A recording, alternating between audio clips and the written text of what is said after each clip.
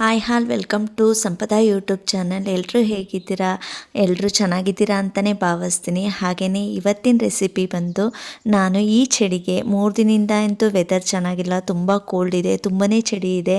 ಈ ಚಳಿಗೆ ಒಂದು ಬಿಸಿ ಬಿಸಿಯಾದ ಕ್ರಿಸ್ಪಿಯಾಗಿರುವಂತಹ ವಡೆನ ಮಾಡೋಣ ಅಂತ ಅಂದ್ಕೊಂಡಿದ್ದೀನಿ. ಅದಕ್ಕೆ ಏನೆಲ್ಲ ಬೇಕು, ಹೇಗೆ ಮಾಡೋದು ಅನ್ನೋದನ್ನು ಈ ವಿಡಿಯೋದಲ್ಲಿ ಶೇರ್ ಮಾಡ್ತಾ ಇದ್ದೀನಿ.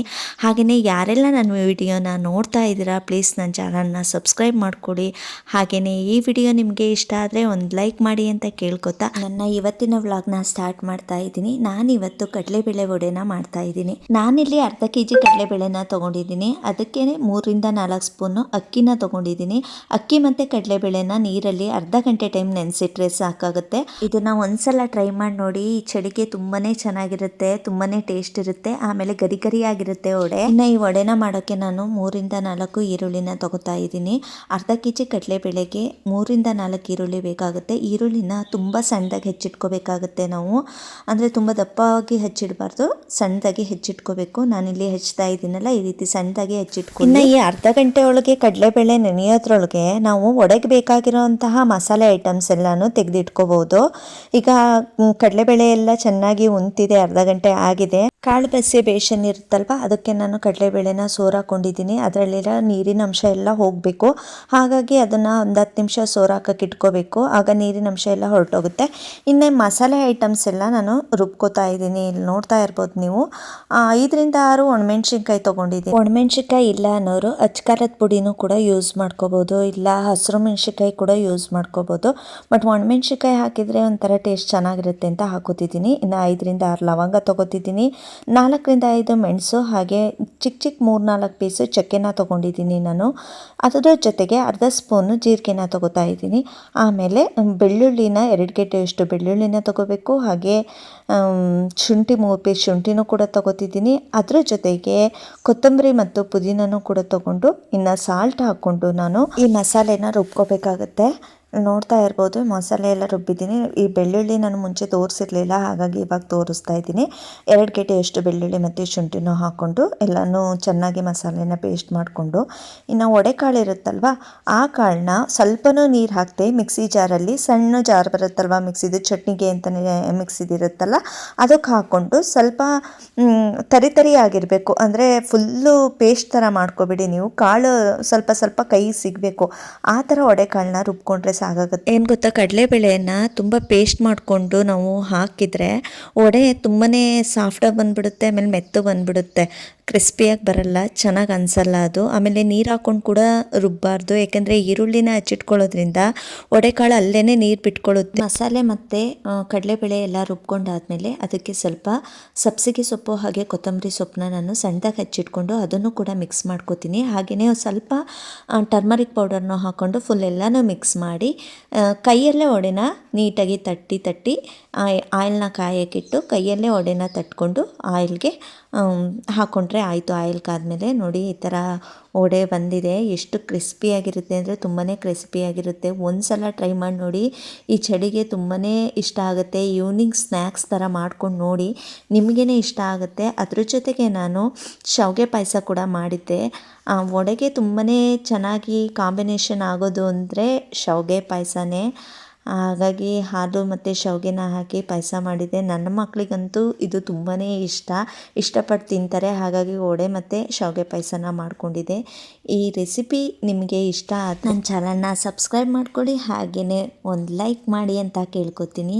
ಯಾರಿಗೆಲ್ಲ ವಡೆ ಮತ್ತು ಶಾವಿಗೆ ಪಾಯಸ ಇಷ್ಟ ಆಗುತ್ತೆ, ಹಾಗೆಯೇ ಹೇಗಿತ್ತು ಅಂತ ನೀವು ಒಂದ್ಸಲ ಮನೇಲಿ ಟ್ರೈ ಮಾಡಿ ನೋಡಿ ನನಗೆ ಕಮೆಂಟ್ ಮಾಡಿ ಅಂತ ಕೇಳ್ಕೊತಾ ಇದ್ದೀನಿ.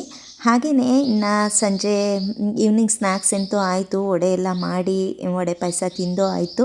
ಹಾಗೆಯೇ ತರಕಾರಿ ಕೂಡ ತಗೊಬರ್ಬೇಕಿತ್ತು, ಅದಕ್ಕೋಸ್ಕರ ನಾವು ಮಾರ್ಕೆಟ್ಗೆ ಹೋಗಿ ತರಕಾರಿನೂ ಕೂಡ ತೊಗೊಂಬಂದ್ವಿ. ವಾರಕ್ಕಾಗೋಷ್ಟು ತರಕಾರಿನ ನಾನು ಒಂದು ವಾರಕ್ಕೆ ಎಷ್ಟು ಬೇಕೋ ಅಷ್ಟು ತರಕಾರಿನ ಮೊದಲೇ ತಂದು ಇಟ್ಕೊಬಿಡ್ತೀನಿ. ವಾರಕ್ಕೊಂದ್ಸಲ ತಂದ್ಕೋತೀನಿ, ಡೈಲಿ ಏನು ತರಿಸಲ್ಲ ನನ್ನ ತರಕಾರಿನ. ಇವತ್ತಿನ ಕಾಲದಲ್ಲಿ ಯಾರ ಆರೋಗ್ಯ ಹೇಗಿದೆ ಅಂತ ಹೇಳೋಕ್ಕೆ ಆಗಲ್ಲ, ಅಷ್ಟು ಅಷ್ಟು ಹದಗೆಟ್ಬಿಟ್ಟಿದೆ, ಇವತ್ತಿನ ಕಾಲನೇ ಆ ಥರ ಆಗಿದೆ. ಹಾಗಾಗಿ ಆದಷ್ಟು ನಾನು ಕೇಳ್ಕೊಳ್ಳೋದು ಇಷ್ಟೇ, ಎಷ್ಟಾಗುತ್ತೋ ಅಷ್ಟು ವೆಜಿಟೇಬಲ್ಸು, ಫ್ರೂಟ್ಸು, ಸೊಪ್ಪು ತರಕಾರಿಗಳನ್ನು ತಿನ್ನಿ, ಆರೋಗ್ಯನ ಕಾಪಾಡ್ಕೊಳ್ಳಿ. ಆರೋಗ್ಯನೇ ಇವತ್ತಿನ ಕಾಲದಲ್ಲಿ ದುಡ್ಡು ಇಂಪಾರ್ಟೆಂಟ್ ಅಲ್ಲ, ಆರೋಗ್ಯನೇ ಇಂಪಾರ್ಟೆಂಟು. ಹಾಗಾಗಿ ವೆಜಿಟೇಬಲ್ಸ್ನ ತುಂಬಾ ತಗೊಳ್ಳಿ, ಮಕ್ಕಳಿಗೂ ಕೂಡ ತಿನ್ನಿಸಿ. ಎಲ್ಲರೂ ಆರೋಗ್ಯವಾಗಿರಿ ಅಂತ ಹೇಳ್ತೀನಿ. ಹಾಗೆಯೇ ಪ್ರತಿಯೊಂದು ಕೂಡ ಕೆಮಿಕಲ್, ಈವನ್ ತರಕಾರಿನೂ ಕೂಡ ಪ್ರತಿಯೊಂದು ಕೆಮಿಕಲ್ಲೇ, ಇದನ್ನು ಕೂಡ ನಂಬೋಕ್ಕಾಗಲ್ಲ. ಸೊಪ್ಪು, ತರಕಾರಿ, ಫ್ರೂಟ್ಸು ಪ್ರತಿಯೊಂದರಲ್ಲೂ ಕೆಮಿಕಲ್ ಇದ್ದೇ ಇರುತ್ತೆ. ಬಟ್ ಬೆಟರ್ ಅಂದರೆ ಇದೇ, ಆಯಿಲ್ ಫುಡ್ ತಿನ್ನೋದಕ್ಕಿಂತ, ಜಂಕ್ ಫುಡ್ ತಿನ್ನೋದಕ್ಕಿಂತ, ಹೊರಗಡೆ ತಿನ್ನೋದಕ್ಕಿಂತ ಮನೆಯಲ್ಲೇ ಮಾಡಿಕೊಂಡು ತಿನ್ನೋದು ತುಂಬಾ ಇಂಪಾರ್ಟೆಂಟ್ ಆಗಿರುತ್ತೆ. ನಮ್ಮ ಆರೋಗ್ಯನ ನಾವೇ ಕಾಪಾಡ್ಕೋಬೇಕಲ್ವ. ಹಾಗಾಗಿ ಆದಷ್ಟು ಹೆಲ್ತ್ ಕಡೆ ಗಮನ ಕೊಡಿ. ನಾವು ಚೆನ್ನಾಗಿದ್ರೇ ದುಡ್ಡು ಸಂಪಾದನೆ ಮಾಡೋಕ್ಕಾಗೋದು. ನಾವೇನಾದರೂ ಸ್ವಲ್ಪ ಹುಷಾರು ತಪ್ಪಿದರೆ ನಮ್ಮಿಂದ ಏನೂ ಮಾಡೋಕ್ಕಾಗಲ್ಲ. ಬೇರೆಯವ್ರಿಗೆ ಹೊರೆಯಾಗಿದ್ಕೊಂಡು ಬದುಕಬೇಕಾಗತ್ತೆ ಅಷ್ಟೇ, ನಮ್ಮನ್ನು ನಾವು ನೋಡ್ಕೊಳ್ಳೋಕ್ಕಾಗಲ್ಲ. ಹಾಗಾಗಿ ಫಸ್ಟ್ ನಮ್ಮನ್ನು ನಾವು ನೋಡ್ಕೋಬೇಕು ಅಂದರೆ ನಾವು ಹೆಲ್ತಿಯಾಗಿರಬೇಕು.